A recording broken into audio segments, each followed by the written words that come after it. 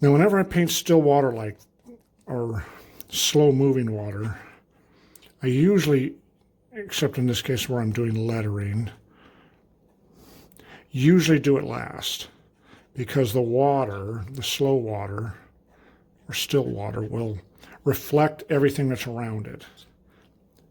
The sky, the overhanging trees that are along the shoreline, the mountains that might be in the distance.